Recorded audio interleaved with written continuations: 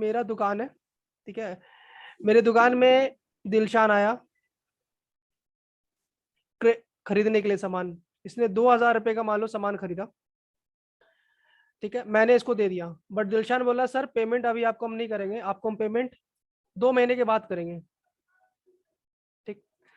तो अब दिलशान को बोले हम कि देखो बाबू, तुम पर मेरे को भरोसा है नहीं, तो मेरा पैसा वैसा लेके चले जाओगे, तो ऐसा करो, एक डॉक्यूमेंट में सारा बात लिख के दे दो मेरे को। तो मैंने क्या किया, एक डॉक्यूमेंट में सारा बात लिख दिया कि मैंने दिलशान को 2,000 रुपये का सामान बेचा है और 2 महीने के बाद ये मेरे को पेमेंट कर देगा, ठीक। तो दिलशान से मैंने ये साइन करा के ये डॉक्यूमेंट अपने पास रख लिया। दिलशान भी तैयार हो गया, ठीक है हम साइन करने को रेडी है।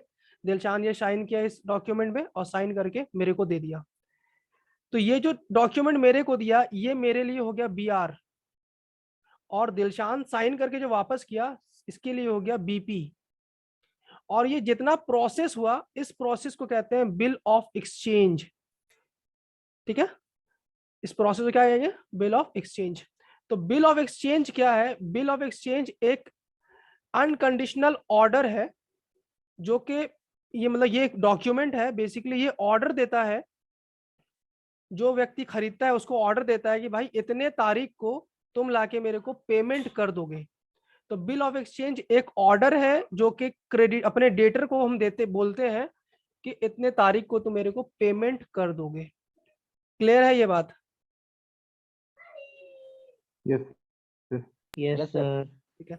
तो बिल ऑफ एक्सचेंज बेसिकली है क्या, it is an unconditional order to pay certain amount on certain date, ठीक है।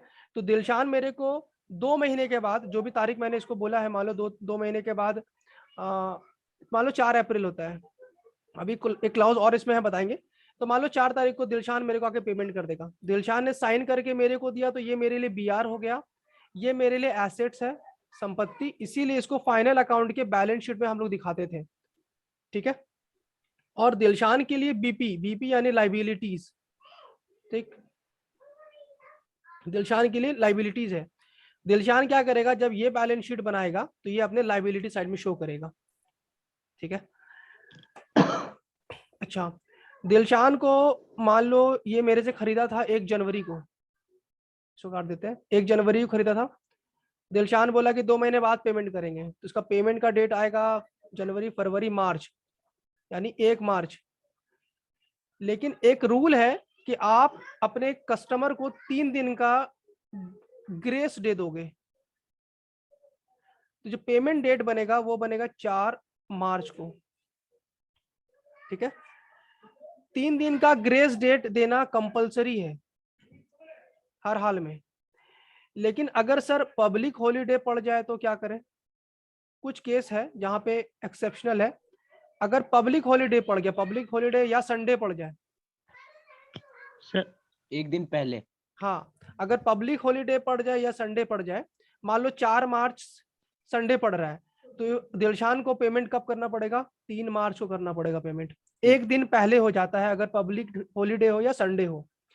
लेकिन सर अगर कोई इमरजेंसी छुट्टी पड़ जाए, ऑल ऑफ सडन मान लो कोई इमरजेंसी लग जाए, लॉकडाउन लग जाए, स्ट्राइक लग जाए, तो उसको बोलते हैं इमरजेंट हॉलीडे। तो एक दिन बाद होगा, ये 4 मार्च को पेमेंट नहीं करेगा दिलशान, 5 मार्च को पेमेंट करेगा, ठीक है।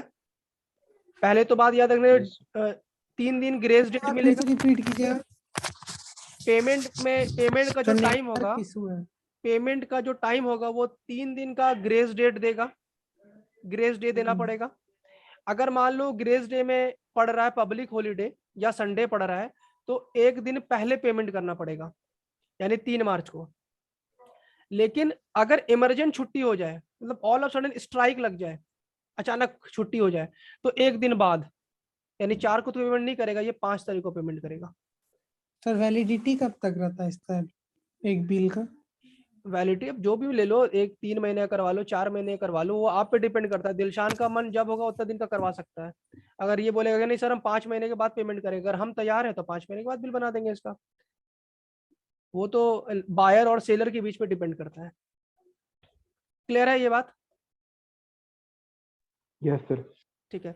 अब दूसरा पॉइंट देखो, दिलशान के लिए क्या था, बीपी, है ना, और मेरे लिए Yes, sir. क्या है ये, बीआर, बिल BR. रिसीवेबल। मैं कहलाऊंगा, मुझे किस नाम से पुकारोगे, मुझे पुकारोगे ड्रॉवर के नाम से, Drawer. ठीक है, मुझे किस नाम से पुकारोगे, ड्रॉवर, और दिलशान को हम Drawer. पुकारेंगे ड्रॉई के नाम से। Drawer. हाँ। दिलशान है ड्रॉई और मैं हूं, जो बिल लिखेगा वो कहलाएगा ड्रॉवर।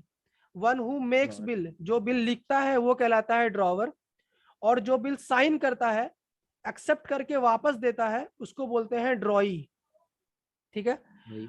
और जिसके Yes. पास बिल रहेगा at end of the day, जिस तारीख को पेमेंट होगा, जिसके पास बिल रहेगा वो कहलाएगा पेई, Pay. ठीक है। अब ऐसा हो सकता है जब हम दिलशान के पास बिल बना रहे थे हम उसी टाइम लिख दिए थे कि देखो भाई 2 महीने के बाद जो पेमेंट करोगे ना वो अंचल को पेमेंट कर देना, तो हम बिल में ही नाम लिख दिया अंचल का, तो अंचल क्या कहलाएगा, अंचल कहलाएगा पेई, ठीक है। या हम अंचल का नाम नहीं लिखे थे, हम अपना ही लिखे थे कि जब तुम पेमेंट करोगे मेरे को पेमेंट करना, तो बिल तो मेरे पास रह गया, तो मैं कहलाऊंगा पेई, मैं ड्रॉवर भी हूं और पेई भी हूं। ये बात Pay. क्लियर है। Yes, sir. सर फिर से एक बार।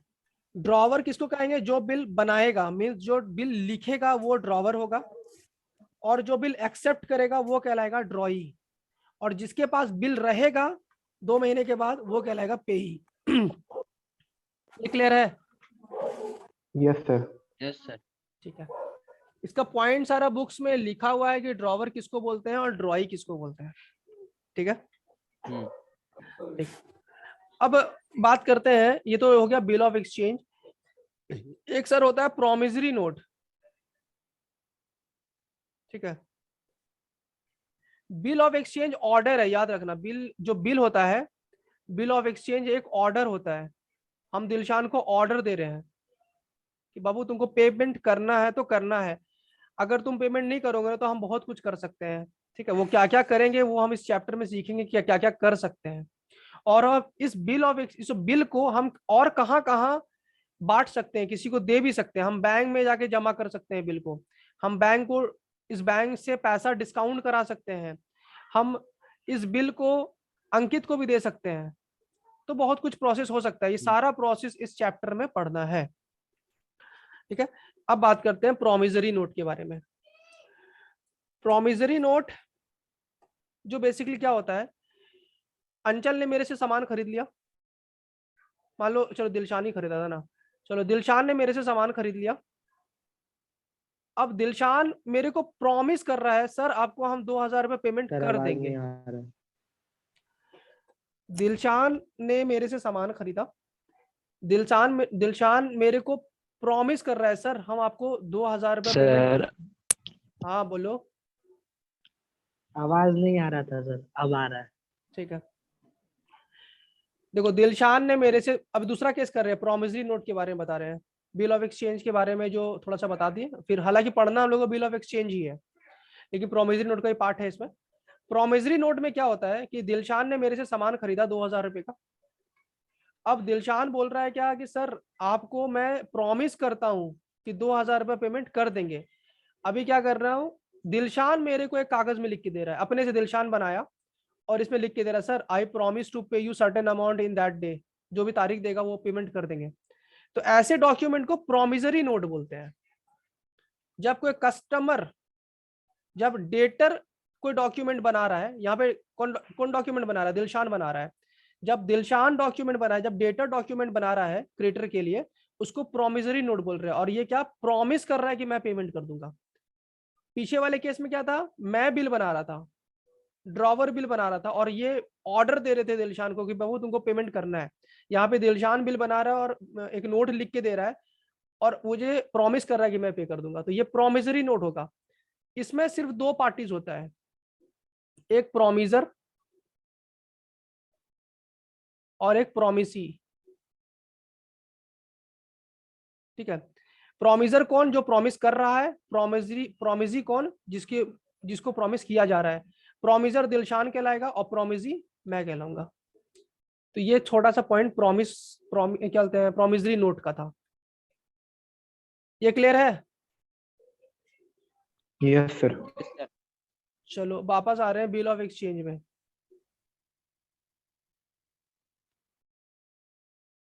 अब देखो बिल ऑफ एक्सचेंज में अभी हम क्या बोले कि दिलशान ने सामान खरीदा, दिलशान के नाम पे मैंने एक बिल लिखा, दिलशान रेडी हो गया, दिलशान ने साइन करके मेरे को वापस कर दिया, मेरे लिए बीआर हो गया, इसके लिए बीपी हो गया। ये सारी बातें तो मैंने वर्बली कर ली। अब इन सारी बातों को जर्नल एंट्री के फॉर्म में रिकॉर्ड किया जाता है। ठीक है, तो इस पूरे चैप्टर में जर्नल एंट्रीज ही करनी है हम लोगों को।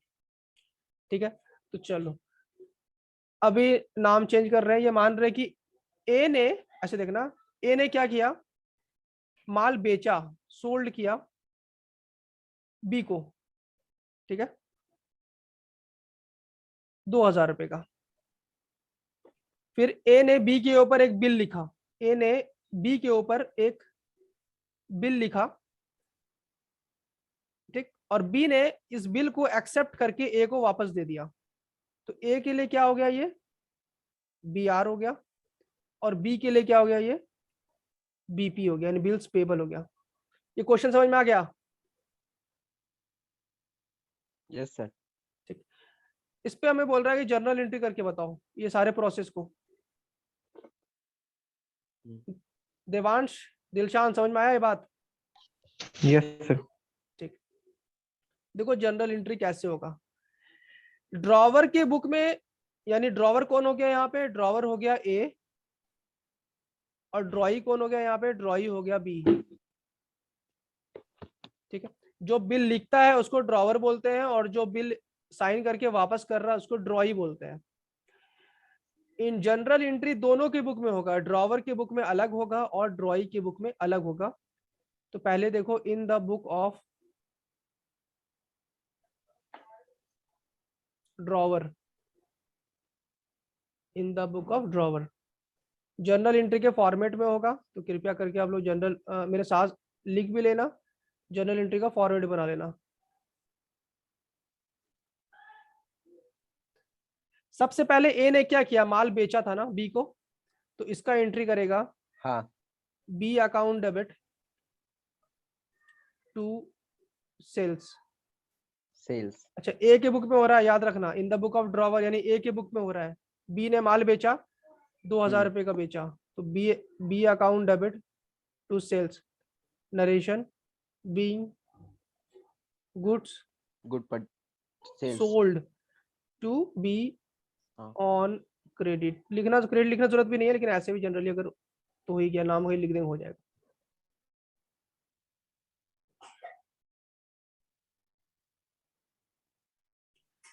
उसके बाद मैंने क्या, ए ने क्या किया, बी के ऊपर एक बिल लिख दिया, और ए बी ने एक्सेप्ट करके ए को वापस दे दिया। ये किया, तो बिल आया वापस ए के पास, तो एंट्री होगा bill receivable account debit to, कौन दे रहा है बिल, बी दे रहा है, तो टू बी अकाउंट हो जाएगा, B. 2000 रुपए। देखो ए के पास सेकंड वाला बताइए, तो बिल्स रिसीवेबल पहले तो माल देखो बेचे, हम बी को माल बेचे, तो B account debit to sales हुआ। नीचे ड्रैग कीजिए सर, क्या चीज, ए बी वाला थोड़ा दिखाइए ना ऊपर करके। देखो हाँ यही क्वेश्चन समझाए या समझ गए? समझाइए।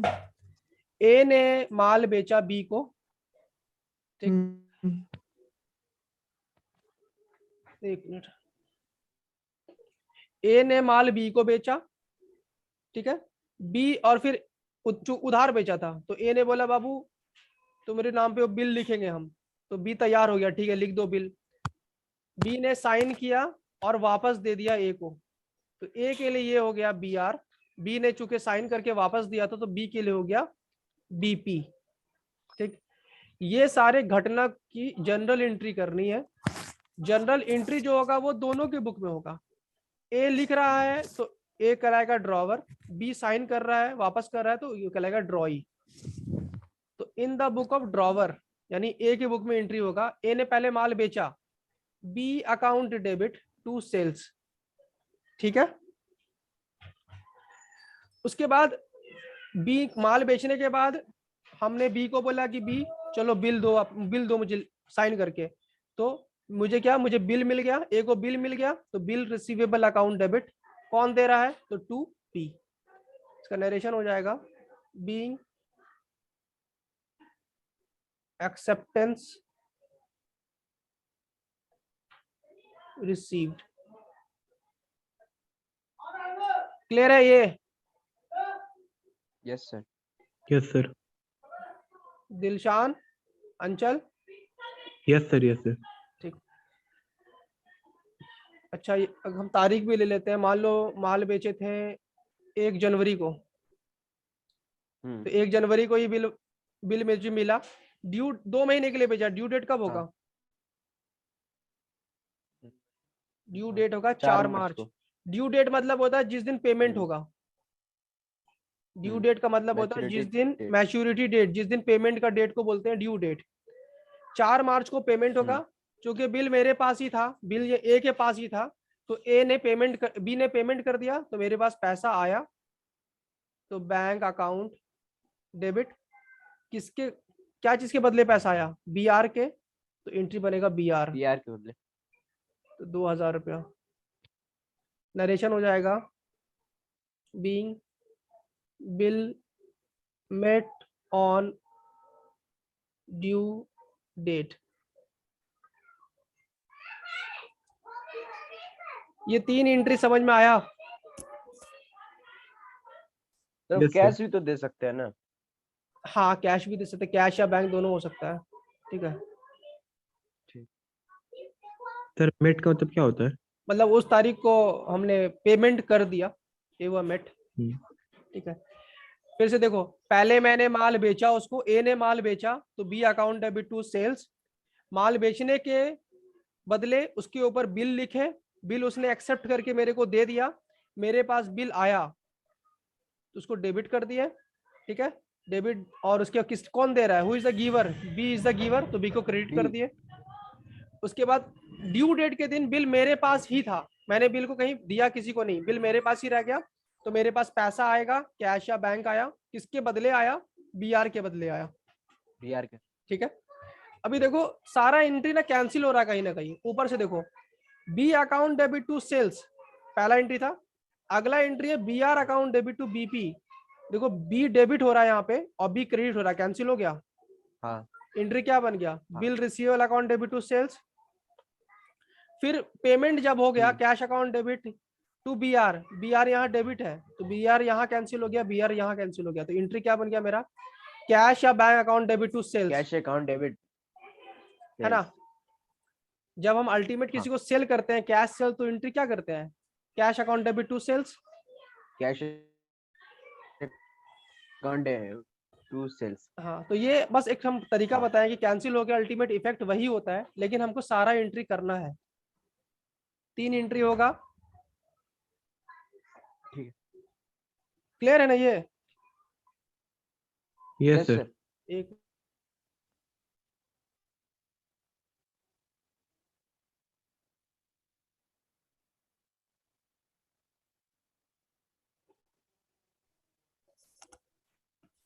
चलो, ये तो हो गया इन द बुक ऑफ ड्रॉवर, मतलब जो बिल लिख रहा था। अभी करना है general entry in the book of ड्रॉई, in the book of ड्रॉई, यानी बी के बुक में। फिर से ये बनाना है date, LF amount, date particular, LF amount in the book of drawer के बुक में। साथ साथ लिखते चले जाना।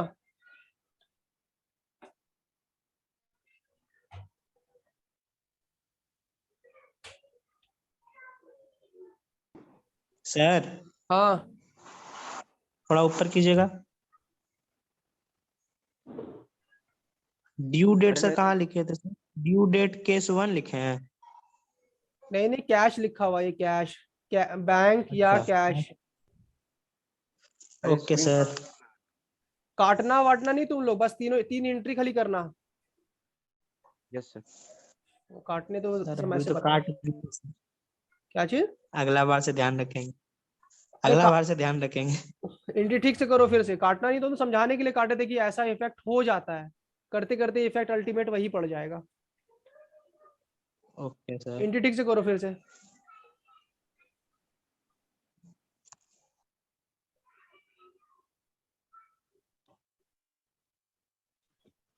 चलो देखो, इन द बुक ऑफ ड्रॉई, ड्रॉई मतलब जो व्यक्ति माल खरीद रहा है। देखो बी पहले सामान खरीदा होगा ना, तो वो एंट्री करेगा। हाँ। परचेज अकाउंट डेबिट 2000, किससे खरीदा? ए से खरीदा 2A तो 2A। A हाँ, बीइंग गुड्स परचेज्ड फ्रॉम ए से सामान A। खरीदे। कब खरीदे? 1 जनवरी। ठीक है सर, ये तो समझ में आ गया। उसके बाद ए ने क्या किया? ए ने बी को बोला बाबू तुम्हारे बिल नाम पे लिखा। बिल लिख रहे हैं, साइन करके वापस करो। तो बी ने क्या किया? साइन करके वापस दे दिया। किसको दिया? ए को दिया। तो ए यहाँ पे रिसीवर है, ए अकाउंट डेबिट, बी क्या दे रहा है? बिल दे रहा है, तो 2 बीपी बिल्स पेबल पेबल 2000।